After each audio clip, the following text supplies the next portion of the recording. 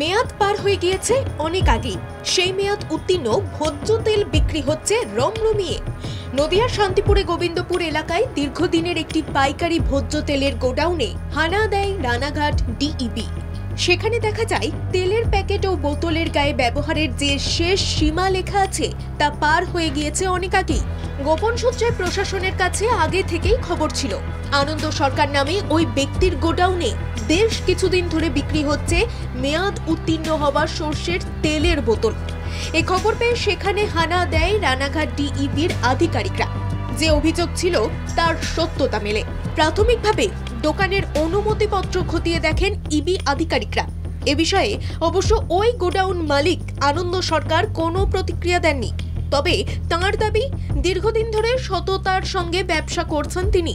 Police প্রশাসন এবং বিভাগীয় দপ্তরের আধিকারিকরা তাদের কাজ করবেন, এটাই স্বাভাবিক।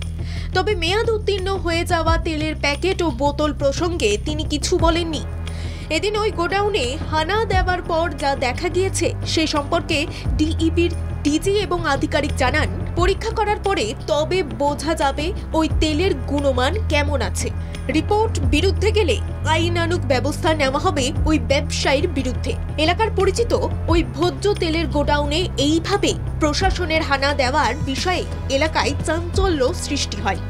অনেকে আতঙ্কিত হয়ে পড়েন মেয়াদ উত্তীর্ণ ভোজ্য তেল বিক্রির বিষয়টি জানতে পেরে, কারণ এখানকার সেই ভোজ্য তেল অনেকেই ব্যবহার করেন। নদিয়া থেকে মাধব দেবনাথের রিপোর্ট, বাংলা জাগো।